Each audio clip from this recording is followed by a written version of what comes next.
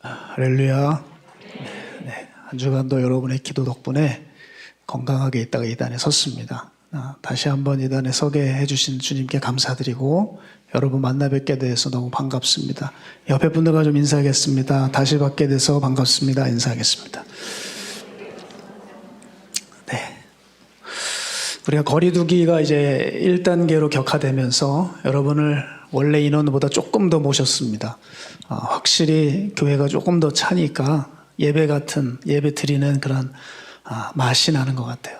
네, 너무나도 감사하고요. 제가 이제 성대 수술을 하고 설교를 병원에서 허락을 받았지만 길게 하면 안 된다고 했는데 제가 그만 지난주 길게 해버렸어요. 35분이나 했더라고요. 그래서 이번에는 짧게 하려고 제가 아주 안간힘을 쓰는데 너무 중요한 주제를 다루고 있어요. 그래서 이걸 어떻게 지금 줄여야 될까? 줄이고 또 줄이고 빼버리고 다 빼버리고 전할 것도 없는 것 같고 하여간 제 나름대로 애를 쓰다가 이렇게 이 단에 섰는데요. 저는 3번에 걸쳐서 뭐 주님께서 더 하라고 하시면 더 하겠지만 구원에 관한 메시지를 3번에 걸쳐서 제가 진행을 하려고 합니다. 그래서 먼저 제 삶에 있었던 에피소드를 좀 나누면서 말씀을 열고 싶은데요. 저에겐 참 이상한 일이 있습니다, 요즘에. 어떤 일이 자꾸 반복이 되면 거기에 의미를 부여하게 되죠. 집에서, 이 교회에서 이제 집을 가게 될 때, 그 집을 가는 길에 이렇게 차를 끌고 언덕을 확 내려갑니다. 내려가면 좌회전 코스를 받아야 돼요. 좌회전 신호를 받아서 집으로 골목으로 들어가야 되는데, 이상한 게 꼭 제가 그 신호를 받을 때가 되면 좌회전 신호가 있다가 없어져요. 그리고 항상 노란색 경고등이 뜨는 겁니다. 뭐 그렇겠지 했습니다, 처음에. 근데 갈 때마다 그래요. 예. 정말 거짓말처럼 누가 조작하는 건지 제 차만 나타나면 센서가 있는지 좌회전 신호가 없어지고 노란색 경고등이 뜨는 거예요. 그렇게 해서 저는 가까스로 그렇게 제 차는 통과를 하게 되었습니다. 그냥 저는 대수롭지 않게 여기다가 반복이 되니까 이런 생각이 드는 거예요. 주님께서 너는 종으로서 가까스로 통과한 종이야. 그러니 정신을 차리라고 하면서 이 경고등을 저에게 띄워주신 것은 아닌가 한번 저는 생각해보는 그런 시간을 가졌습니다. 여러분도 마찬가지예요. 우리가 흔히 알고 있는 이 구원에 대해서 여러분 정말 구원받았는지 다시 한번 점검을 하셔야 됩니다.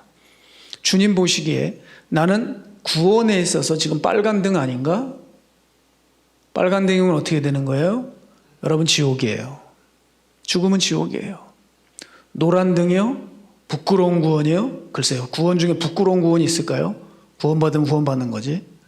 뭔가 애매모호할 거죠. 경고등은 상당히 심각한 의미죠. 초록색은요.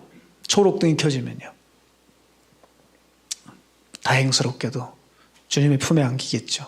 여러분 내 영혼은 내 삶은 주님의 신호등 앞에서 어떤 신호를 받고 있는지 반드시 점검을 하셔야 됩니다. 구원의 문제는 신앙에서 가장 중요한 문제입니다. 내가 천국 가느냐 지옥 가느냐가 달려있는 이 문제보다 중요한 문제가 있으면 좀 가져와 보십시오.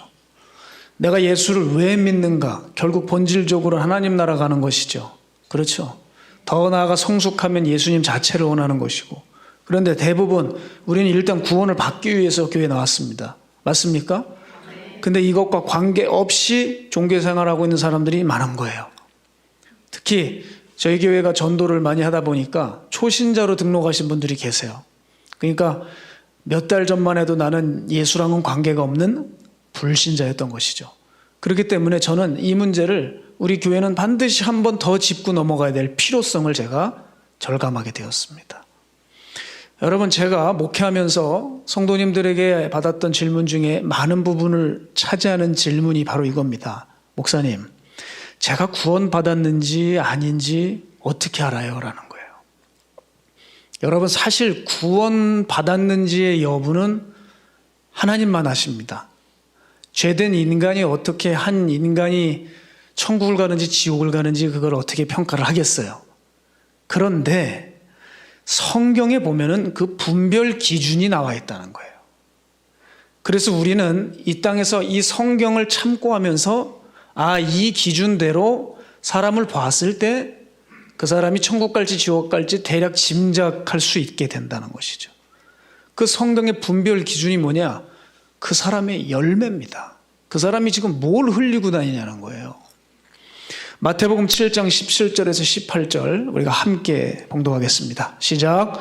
이와 같이 좋은 나무마다 아름다운 열매를 맺고 못된 나무가 나쁜 열매를 맺나니 좋은 나무가 나쁜 열매를 맺을 수 없고 못된 나무가 아름다운 열매를 맺을 수 없느니라. 아멘. 그렇죠. 열매가 있어야 돼요. 열매로 그 사람을 평가하는 거예요. 그래서 일반적으로 여러분들께서 교회 생활하시면서 혹은 책을 통해 목회자들을 통해서 구원받은 사람은 이런저런 증거가 나타난다고 공부도 하고 배우셨을 겁니다. 그런데 저는 그것보다 더 확실한 증거를 세 가지에 추려서 여러분께 전달해 드리고 싶더라고요. 구원받은 사람들, 하나님의 사람들에게서 발견되는 공통 분모가 있어요. 구원받은 사람이라면 결정적인 증거, 확실한 증거가 있는데 그것을 제가 세 가지 질문을 통해서 여러분께 안내를 해드리고자 합니다. 오늘은 첫 번째 중요한 질문입니다. 이 질문은 여러분 많이 들어보셨을 거예요. 그러나 이것을 다시 한번 우리는 기억하고 복습하고 다시 점검해야 될 줄로 압니다. 첫 번째 질문입니다. 나는 진정으로 회개했는가? 라는 거예요. 나는 진정으로 회개했는가? 누가 구원받느냐? 진정으로 회개한 사람이 구원받습니다. 그런데 우리가 이따금씩 교인들의 실태를 보면서 좀 심각함을 느끼는 게 있어요. 그것은 뭐냐면 그분들이 그렇게 교회를 다니는 내내 혹은 평생에 걸쳐서 교회는 들락날락거렸는데 한 번도 회개를 해본 적이 없으면서 나는 예수님을 믿고 있다고 말하기 때문입니다. 자, 평일에 늘 술에 젖어 살면서 그냥 인사불성돼서 집을 제정신에 못 가 대리운전 불러가지고 겨우 집에 들어가는 사람이 주일에 꽃단장하고 예배드리고 있으면서 나는 예수를 믿고 있어 이렇게 얘기한다는 거예요. 그리고 제가 희한한 고백을 들어봤어요. 30년이 넘도록 교회 예배당 가본 적도 없는 사람이 나는 예수님을 믿는다고 고백을 하더라고요.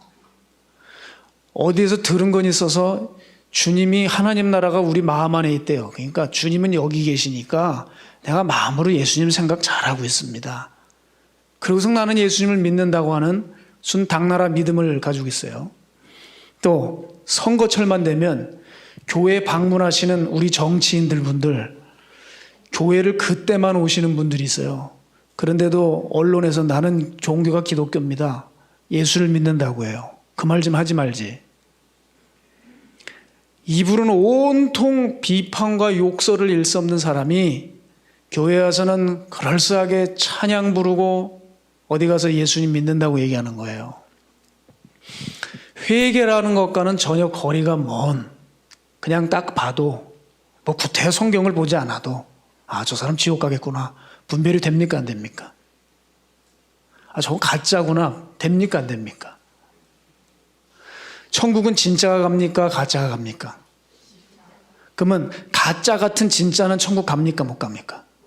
진짜 비스무리한 거 천국 갑니까 못 갑니까? 못 갑니다. 그러니까 가짜구나. 예수님을 닮은 구석이 없네. 여러분 그 사람은 지옥 갈 확률이 굉장히 높지요. 그런데 왜 그들은 믿는다고 말을 할까요 대체? 예수를 안 믿는다고 얘기를 하지 믿는다고 또 자신 있게 얘기해요. 왜 그럴까요? 믿긴 믿어요. 근데 믿음의 대상이 우리하고는 조금 달라요. 우리가 믿는 대상은 예수님 자체지만 그들은 예수님을 통해서 내 욕심, 내 만족 채우는 것을 믿는 거예요. 소위 응답이라는 것만을 믿는 거예요. 병든 응답 말이에요. 믿음의 대상이 엄연히 다르다는 것을 알 수 있어요. 자, 또 한번 살펴봐야 되는데 그러면 이제 회개했다는 사람들의 경험을 좀 들어보기 원하는데요. 사람들을 보면요. 내가 회개를 한 건지 안 한 건지가 자기 자신도 헷갈려해요. 근데 그게 맞을 수 있어요. 왜냐하면 삶의 변화가 없으니까 그렇게 생각을 합니다. 변화가 없으면 회개 안 한 겁니다. 또한 회개를 했다고 생각을 했는데 자꾸 삶에서 같은 죄에 넘어지고 말아요. 이제는 안 넘어져야 되는데 또 넘어져요. 그때 그 허탈감은 이루 말할 수가 없습니다. 그리고 그 후에도 반복적으로 넘어지니까 처음에는 괴로워하지요. 그러나 어느 순간부터 그 고통도 익숙해지고 나중에는 아무렇지도 않아요. 교회 다니는 사람 중에 간음한 사람들이 있어요. 그 사람들 증언에 보면 딱 이래요. 처음에는 괴로웠는데 나중에는 아무렇지도 않게 되더래요. 또 사람들이 회개를 어떤 특정 사건과 결부를 시켜서 내 자신이 회개가 된 줄로 알아요. 내가 2000 몇 년도에 어느 여름날 어느 기도원에 올라가서 어느 강사님 설교를 듣는데 가슴이 뜨거워지고 그분이 외치는 그런 기도 소리에 통성기도 시간에 갑자기 마음이 뜨거워져서 그냥 가슴을 치고 죄를 고백하고 눈물로 울고 떼굴떼굴 굴렀다. 그래서 나는 그때 회개를 했다. 이렇게 생각해요. 근데 일상으로 돌아와서는 또 죄를 짓고 앉아 있어요. 그러면서도 나는 그 특정 때를 자꾸 결부시켜서 나는 회개를 했다라고 생각하는 거죠. 여러분, 이 사람들은 회개를 부분적으로 하는 사람들은 맞겠지만 온전한 회개는 아닙니다. 우리가 새가족 시간에 벌써 5년 동안 계속 제가 새가족들에게 언급해 드리는 게 이 부분이죠. 회개라는 말을 참 잘 만들었어요. 한자로 보면 뉘우칠 회자에 고칠 개자입니다. 근데 사람들은 보면 지금 다 뉘우친 것만 한 거예요. 여러분, 유다를 보고 회개했단 말을 못해요. 그죠?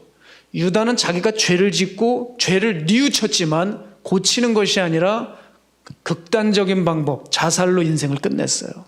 그는 회개한 게 아니죠. 그러니까 사람들 보면 지금 다 뭐하고 있느냐? 회하고 있어요.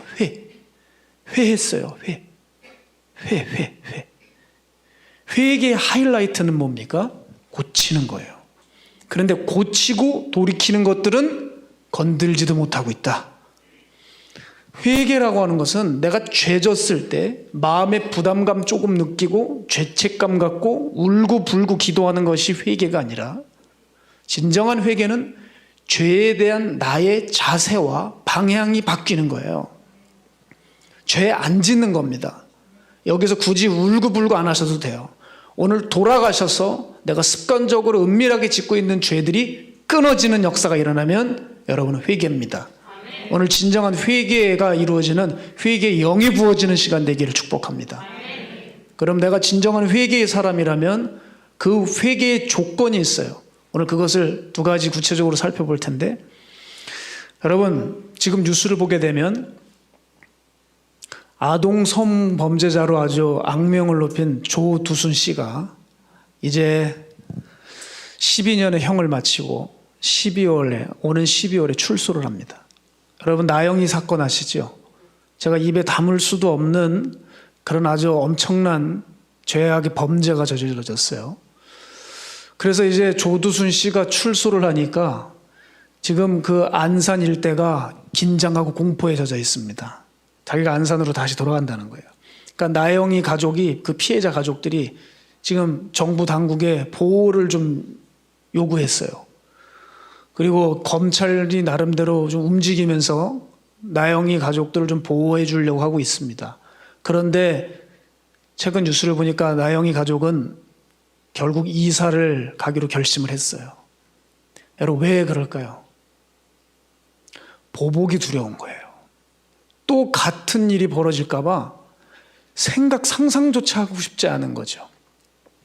여러분, 자, 생각해 보겠습니다. 이 조 씨가 감옥에서 죗값을 치르고 출소했습니다. 그런데 출소했다는 것만으로 그가 새 사람이 되었겠지, 회개했겠지 장담할 수 있습니까? 없습니까? 없어요. 그럼 뭘 보여줘야지 그 조 씨가 안전한 사람이라고 확정이 되죠? 사실 그게 되게 어려워요. 이 사람은 대단히 위험했던 인물입니다. 정가가 17범인가 그래요. 폭행은 기본입니다, 여러분. 별의별 짓을 다 했어요. 60이 넘어가는데도. 그만큼 위험 인물이에요. 그런데 이 사람을 그래도 믿고 안심할 수 있는 방법은 오직 한 가지입니다. 이 조 씨가 내면의 변화가 일어났다는 것을 삶에 지속적으로, 일시적이 아니라 지속적으로 꽤 오랫동안 보여줘야 됩니다. 그가 다시는 어떤 경우에도 사람들에게 해코지를 하지 않겠다는 강한 의지를 보여줘야만 사람들은 비로소 안심이라는 것을 할 수 있을 거예요. 자, 진정한 회개의 조건이 여기에 해당됩니다. 내가 죄를 짓고자 하는 이 의지가 있어요. 이 강렬하고 끈적한 의지, 끊을 수 없는 이 의지, 이 죄 짓고자 하는 의지가 고쳐져야 그게 회개입니다. 한마디로 무슨 말이냐? 내가 변하고자 하는 강렬한 의지가 있어야 돼요. 내가 정말 다시는 이 죄를 짓지 않겠다고 하는 의지의 변화가 여러분 확인돼야 돼요. 그렇지 않으면 여러분의 회개는 가짜입니다. 바로 여기에 우리가 신앙이 성장하지 못하는 이유가 여기 있어요. 수없는 시간을 설교 듣고 목회자에게 신앙 상담을 받고 기도회까지 참석을 해보지만 변하지 않아요. 왜 변하지 않을까요? 여러분, 마음 안에 변하고자 하는 마음이 없어서 그래요. 변하고자 하는 의지가 없어요. 내가 닮고 싶은 대상이 가진 자들이지 예수 그리스도가 아니에요. 그렇게 변할 수가 없죠. 그러니 항상 신앙이 제자리 걸음이고 같은 죄에 넘어지는 거예요. 사랑하는 여러분, 오늘 설교 중에 이야기 중에 가장 중요한 부분입니다. 내가 변하고자 하는 의지가 있는지, 난 정말 예수 믿으면서 거듭나려고 하는 의지가 있는지, 난 새 사람이 되고자 하는 의지가 있는지 확인해 보세요. 그것이 없다면 변화는 어렵습니다. 그리고 어디 가서 하나님 사랑한다는 얘기하지 마세요. 그런 마음도 없으면서. 그건 자신을 지독하게 사랑하고 있는 거예요. 오리지널인 아담이 물려준 이 죄성, 원죄에 꽉 짜있고 자범죄로 얼룩져있는 이 나라는 자를 놓칠 수가 없는 거죠. 그러면서도 말씀은 들어야 되겠고, 또 막상 말씀이 이렇게 선포되면 교회에 와서 부담만 된다 이러는 거예요. 부담 안 된다. 여러분, 물론 죄를 이기는 것은 인간의 이런 자력, 노력뿐만 아니라 여기는 은혜의 작용이 있어야 돼요. 성령님께서 도우시는 역사. 그래서 신학자들은 이 회개를 하나님에서 위로부터 부어진 기적의 역사라고 얘기합니다. 왜냐하면 사람 스스로가 죄를 다 파악하고 낱낱이 헤아릴 수가 없어요. 그런데 이게 보여지기 시작하고 내 이 육신의 본성을 끊어내고 내 모든 자세를 꺾어서 주님을 향한다는 것, 이건 정말 기적 중의 기적이에요. 예수 믿고 나서 최고의 기적은요, 암병 낫는 게 아니에요. 에이즈 낫는 게 아닙니다. 소아마비 치유되는 게 아니에요. 회개하는 거예요. 변할 수 없는 자아가 깨져서 닮을 수 없는 예수를 닮아가는 거, 이게 기적이에요. 하지만 사람이 변할 의지도 없고, 예? 그래서 이런 걸 공격을 들어오는 경우가 많죠. 또 이런 얘기하면 또 뭐 행위 구원자냐, 또 이딴 얘기한다고요. 근데 가만히 생각해 보세요. 이게 얼마나 이론에 국한된 얘기인지 몰라요. 답답해요. 사람이 변할 의지도 없고 아무 생각도 없고 가만히 있는데, 예? 미가엘이라는 천사가 와가지고 나 대신 막 싸워줍니까? 천군 전사가 동행해 주나요? 이런 은혜의 작용이 일어납니까? 성령의 불이 막 그냥 저절로 떨어집니까? 그래서 막 뒤집어지고 막 귀신이 나가요? 나는 변할 마음도 없는데. 여러분, 그런 일이 있습니까? 적어도 이론이 되려면은 그게 어떤 임상 실험을 통해 결과물이 있어야 돼요. 증거가 있어야 돼요. 그냥 가만히 있는 그냥 아주 그냥 새카만 범죄자가 어느 날 갑자기 주님이 확 오셔가지고 확 변화되었다. 있죠. 있어요. 그런데 그게 몇 건이나 되냐는 거예요. 우리가 일반적으로 얘기를 하자 이겁니다. 여러분, 내가 싸울 의지가 있어야 되고 내가 주님을 닮고 싶은 마음이 있어야지 거기에 성령님께서 도우시고 말씀도 해주시고 뭔가 은혜의 역사, 이기게 하시는 역사가 일어나는 것이지, 나는 마음도 없는데 뭘 기대합니까? 예? 난 마음도 없어요. 여기 보면 지금 예배도 내가 예배를 드리고 싶은 마음도 없어요. 근데 무슨 은혜가 오겠어요? 그렇지 않습니까? 여러분, 저는 은사를 받은 사람은 아니지만요, 경험상 알아요. 이렇게 쓱 보면 저 사람이 예배를 드리고 있는지 안 드리고 있는지, 무슨 생각에 빠지고 있는지, 예배를 드리는 척하고 있는지, 연기를 잘하는지 진짜인지 금방 알아차려요. 벌써 여러분 설교를 한 지 이제 15년이 돼 가는데 그거 모르면 그 정상이 아닌 거죠. 나는 마음이 있는지 확인해 보세요. 거기에서 구원이 나타나요. 생명의 근원은 우리의 마음에서 일어난다고 주님 말씀하셨어요. 그렇죠? 내 마음에 어떤 일어나는 부분이 있느냐 보자 이겁니다. 마음도 없는데 뭔 기대를 하겠어요. 제가 성도들을 신방할 때 기도해 주고 상담해 주다가 맥 빠지는 사람들이 있습니다. 어려운 상황에 처해 있고 죄 가운데 있어서 그걸 빠져나오게 하려고 제가 상담도 해주고 기도도 해줘요. 그런데 뭐라 그러냐면 기껏 애를 썼는데 목사님 난 안 돼요. 저도 해봤는데요 안 돼요. 저는 이 굴레에서 빠져나올 수가 없어요. 저는 그냥 이대로 이렇게 살아갈 수밖에 없어요 하면서 자기 자신을 스스로 제한해 버리는 사람들이 있어요. 이 사람들은 그가 말한 대로 방법이 없어요. 계속 고통 가운데 있을 겁니다. 그런 사람들을 만날 때마다 마음이 무너져 버려요. 그럴 것이 아니라 우리는 눈먼 바디메오를 생각해야 돼요. 그렇죠? 그 눈먼 그 시각장애인 바디메오가 예수님이 지나가신다는 얘기를 들은 거예요. 그때 눈이 멀었으니 예수님을 뭐 보기나 하겠어요? 어디가 계시는지 알기나 하겠어요? 도대체 예수님께 어떤 자세로 했는지 상상해 보십시오. 엉금엉금 기어가지고 사람들 사이를 뚫고 갔든지 아니면 그냥 눈 감고 그냥 팔을 휘저어가면서 사람들을 뚫고 나왔든지 그가 어떻게 나왔든지 간에 거기 엎어져서 악을 쓰고 외치는 거예요. 다윗의 자손 예수여 나를 불쌍히 여겨주세요. 다윗의 자손 예수여 나를 불쌍히 여겨주세요. 여러분 이 고백이 우리 안에 있어야 돼요. 그때 예수님께서 그 얘기를 그 소리를 들으시고 가다가 길에서 서서 그를 데려오라 하셨고 예수님 물으셨어요. 내가 너에게 뭘 해주기 원하느냐? 주여 보기를 원하나이다. 주여 보기를 원하나이다. 나를 불쌍히 여겨주십시오. 의지가 있었다고요. 그때 그 바디메오는 눈이 뜨여졌어요. 여러분에게 이런 의지가 있어야 돼요. 주여 나를 불쌍히 여겨주십시오. 내가 변하고 싶습니다. 내가 거듭나고 싶습니다. 내가 새 사람이 되고 싶습니다. 의지가 있어야 돼요. 요한복음 5장에 보면 예수님께서 베데스다 연못을 가셨어요. 거기 갔더니 38년 된 병자가 있었습니다. 사람이 병에 걸려서 너무 오랫동안 못 나으면 어떻게 되죠? 더 이상 이 생에 희망이 없어요. 모든 희망이 다 접고 우울감에 깊이 빠져 있는 거죠. 그 사람에게 예수님이 찾아가셨어요. 그렇게 우울감에 희망이 없는 그에게 예수님이 한 가지를 물으셨어요. 네가 낫고자 하느냐? 네가 낫고자 하느냐? 예수님께서 그 사람이 낫고자 하는 의지를 물어보셨어요. 그때 이 사람이 대답하죠.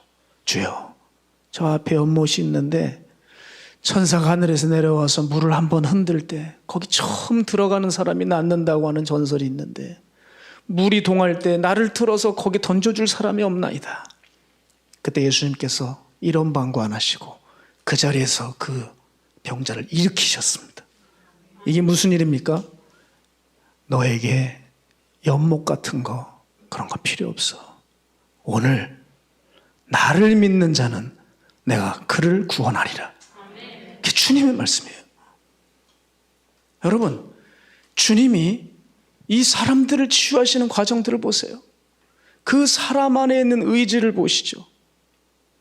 오늘 이 베데스다 연못 사건을 통해서 우리가 우리의 의지를 변화를 이룰 수 있는 단초를 하나 얻게 됩니다. 여러분, 우리의 입을 즐겁게 했던 온갖 인스턴트 음식들을 끊으려면 어떻게 해야 됩니까? 암이 얼마나 무서운지를 깨달아야 돼요. 그렇죠? 그런 것처럼 내 안에 자꾸 죄가 끌어당기고 죄 짓고 많은 이런 의지를 죄 안 짓는 의지로 바꾸려면 죄가 얼마나 무섭고 독한 것인지를 알아야 돼요. 그러니까 지금 회개가 안 되는 사람들은요, 이게 죄가 뭔지 아직도 모르는 거예요. 교회에서 교리적으로만 알았지, 아휴, 보다는 가짜예요. 뭐 이러고 살다가 말겠죠. 성도님 구원받을 것 같아요? 아유, 전 지옥 갈 것 같아요. 여러분, 이렇게 툭 얘기하는 분들이 있는데 제가 화들짝 놀라요. 지옥이 어떤 줄을 알면은 지옥이라는 얘기 그렇게 못해요. 암에 지독하게 고통을 받은 사람은 암 얘기만 나와도 기절을 해요. 몰라서 그래요. 몰라서. 신앙의 성장이 안 되는 건 어떻게 보면 무지의 문제죠. 이사야 6장 5절에 이사야가 이렇게 말합니다. 이게 참 중요한 고백이에요. 여러분 함께 나누고 싶습니다. 시작. 그때 내가 말하되 화로다 나여 망하게 되었도다. 나는 입술이 부정한 사람이요 거주하면서 만군의 여호와이신 왕을 배웠음이로다 하였더라. 나는 입술이 부정한 백성 중에 거하면서 만군의 여호와이신 왕을 배웠대요. 그래서 화로다. 난 망하게 되었다는 거예요. 이렇게 선하고 거룩하신 분 앞에, 절대 선 앞에 서니까 내가 얼마나 죄인인지를 깨닫게 되는 거예요. 아, 난 죄인이구나. 난 이 꼴로는 구원받기는 다 틀렸구나. 난 이제 화가 임했다. 망했다 하는 거예요. 망했다. 여러분, 교회에서 이렇게 나는 망했다 하면서 회개하면서 우는 역사들이 일어나고 교인들이 되게 심각한 교인들이 많아집니다. 여러분, 교인들 중에 계속 웃고 행복해하는 사람들보다 제대로 신앙생활하는 사람들은 교회에 와서 좀 심각해지고 진지해지는 분들입니다. 신앙을 제대로 알면 맨날 행복 바이러스, 해피 바이러스 얘기할 수 없어요. 죄 바이러스 때문에 고통당하는 겁니다, 여러분. 이걸 어떻게 할까? 그런데 교회에서 울고 심각하고 진지한 것에 대해서 그 같은 신앙인에 대해서 비아냥거리고 조롱하는 사람들이 있어요. 여러분 기억하십시오. 교회는 내 죄성 때문에 심각해서 근심에 빠진 사람들의 모임이 교회예요. 이게 정상이에요. 그것을 오늘 본문 말씀에 나와주고 있어요. 하나님의 뜻대로 하는 근심은 후회할 것이 없는 구원에 이르게 하는 회개를 이루는 것이다. 오늘 본문 말씀에 하나님의 뜻대로 하는 근심이 나오게 되는데 이것은 무엇을 의미하냐면 내 죄로 인한 근심과 슬픔에 해당된다는 말이에요. 이 경건한 근심과 슬픔은 교회에만 있는 것이고 이 근심은 세상 근심과는 구분이 되는 건강한 근심이고 이 근심은 사람을 구원에 이르게 하는 회개를 이루는 것이라고 말씀해 주고 계세요. 아멘? 교회는 심각한 거예요. 죄 때문에. 예? 요즘 교회를 보세요. 잔치집이죠. 요즘 코로나 때문에 조금 장례식 분위기로 가지만 진작에 그랬어야 돼요. 그래서 하나님이 정신 차리라고 이렇게 하신지도 몰라요. 그냥 제 생각이에요. 또 따지지 마시고요. 제 생각이에요. 제 생각. 그러나 여러분, 교회는 이런 곳이지만 사회는 지금 어떻죠? 요즘 사회가 대단히 시끄럽죠? 제가 뉴스를 정말 물론 여러분보다 연수는 짧겠지만 오랫동안 봐왔는데 요즘처럼 이렇게 시끄러운 때가 없는 것 같아요. 권력형 비리들로 인해 조용할 날이 없습니다. 그런데 여기 진짜 문제가 있어요. 뭔지 아세요? 다 의인만 있어요. 죄인이 없다는 거예요. 죄가 정말 없다면 그렇게 시끄럽겠습니까, 여러분? 예? 이렇게 세상은 죄를 고백하고 토설하는 것이 아니라 자기들의 결백을 주장하기 위해서 그 증거를 만들기 위해 근심하고 있는 게 세상이에요. 그들은 겉으로 애써 웃음들 짓고 아주 여유 있는 척들 하지만 밤마다 얼마나 고통스러울까요? 세상 근심은 사망을 이루는 것입니다. 여러분, 그래서 세상은요 반드시 심판을 당해요. 왜? 죄를 거부하고 죄를 인정하지 않고 부인하기 때문에 은혜는 기대하면 안 되는 거예요. 그들에겐 형벌이 있을 것입니다. 그러나 내가 자격 없는 죄인임을 깨닫고 오늘도 은혜 구하기를 원하는 우리들에게는 회개를 허락하여 주시고 주님 나라를 보여주시는 엄청난 축복이 많은 거예요. 여러분 이사야를 보세요. 이렇게 이사야는 자신이 하나님 앞에 서니까 자기가 얼마나 추잡한 죄인이었는지 알게 돼요. 따라서 죄를 깊이 깨달으려면 성령님의 역사가 임해야지 그것이 가능해집니다. 빛 대신 그분이 우리의 어둠 가운데 내면을 조명하셔서 우리 실체를 낱낱이 밝혀주셔야 돼요. 오늘 성령님을 통하여 여러분의 죄가 드러나고 고통당하고 근심당하는 사람들이 있다면 복인 줄 아시기 바랍니다. 여러분, 그게 복입니다. 여러분, 전에는 여러분 살아있는 존재가 아니었어요. 성령이 오셔서 죄를 드러내신 순간부터 비로소 여러분은 숨쉬기 시작한 것이고 여러분 살아있는 존재로 주님 앞에 인정받는 거예요. 그 전엔 다 죽은 존재라는 거예요.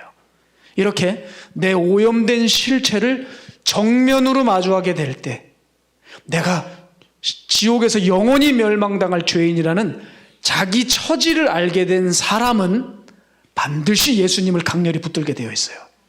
아, 난 예수 아니면 죽는구나. 내 힘으로는 이 죄의 굴레를 벗어낼 수가 없구나. 아, 이분만이 나를 죄와 지옥에서 건져내시겠구나 하면서 이분을 강하게 붙드는 것이죠. 물에 빠진 사람들 보셨어요? 가냘픈 여인들이라고 할지라도 물에 빠지면 그 소나기 힘이 엄청나게 세지는 거예요. 왜 그런 줄 아세요? 자기가 죽을 줄 알면 강해지는 법이에요. 죄인으로서 죽을 줄 알면 주님을 강력하게 붙들 수밖에 없다는 거예요. 기독교는 이렇게 놀라운 것입니다. 내가 죽일 놈이구나 할 그때에 그 순간 놀랍게 생명으로 전환되는 역사가 일어나는 것입니다. 아멘. 예수님을 영접하는 순간 죽음에서 생명으로 옮겨지는 놀라운 하늘이 진동할 기적 역사가 일어나는 것입니다. 아멘입니까, 여러분? 아멘. 아, 주님이 목소리에 힘을 주시네요.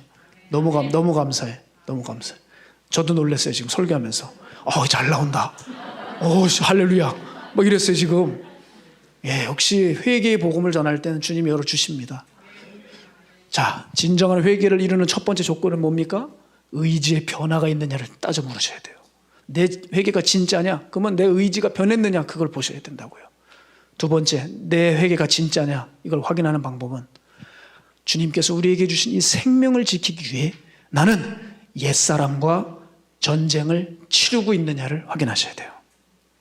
옛사람과의 전쟁을 치르느냐. 그렇습니다. 내가 진정한 회개자는 옛사람과의 전쟁을 벌이죠. 그래서 바울이 사랑하는 디모데에게 뭐라 그래요? 너는 믿음의 선한 싸움을 싸우라. 믿음의 선한 싸움을 싸우라. 네가 목사 됐다고 그만 아니다. 네가 안수하고 병 고친다고 된 게 아니야. 믿음의 선한 싸움을 싸우라. 언제든지 네 옛 자아는 너를 다시 괴물 같은 자아는 올라와 너를 집어삼키려고 할 것이다. 싸워라.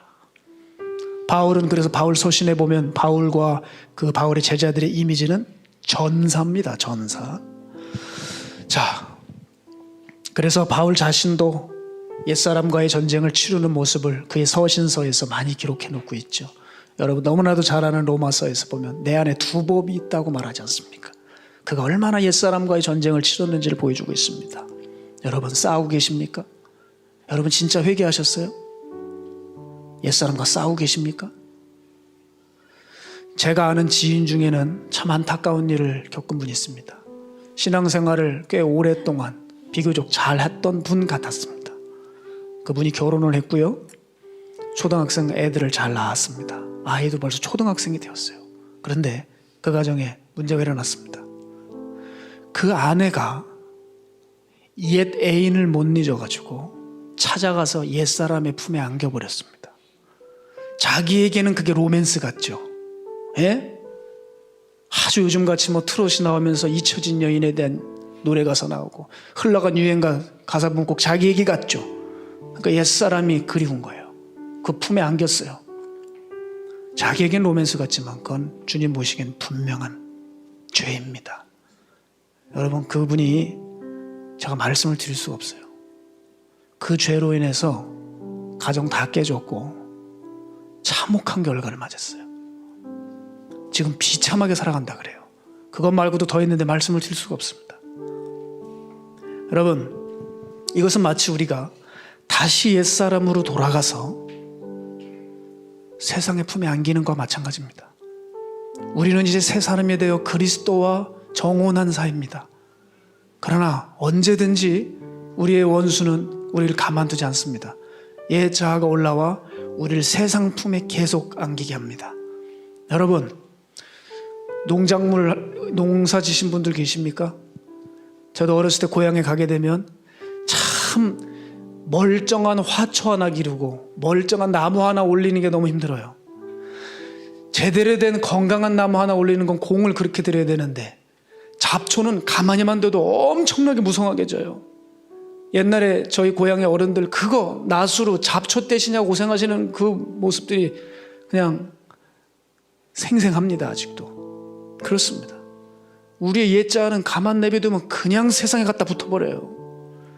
그래서 옛자아와 전쟁을 치르라는 겁니다. 옛사람이 시키는 것을 고분고분 듣는 사람은 그건 구원받은 사람이 아닙니다. 구원받은 사람은 자신이 어떤 처지인지를 깨닫고 죄의 정체와 지옥의 참혹함을 알아서 옛 자아라고 하면 진절머리를 냅니다. 죄가 몹시 미워집니다. 그러나 제가 아는 그 지인은 예수님을 믿었다고 할지라도 자기 자신과 싸우지 않았어요. 그래서 그 참혹한 결과를 맞이했습니다. 여러분, 우리가 진짜 회개를 하고 있나 회개를 점검해 보십시오. 내가 진정 회개를 했는지 그것을 분별하는 기준은 다시 정리해드리면 내가 변하고자 하는 의지가 있는가, 나는 이 옛사람과의 전쟁을 치르고 있는가, 그 두 가지 조건을 충족시켜야 여러분이 하고 있는 회개가 진짜 회개라는 것입니다.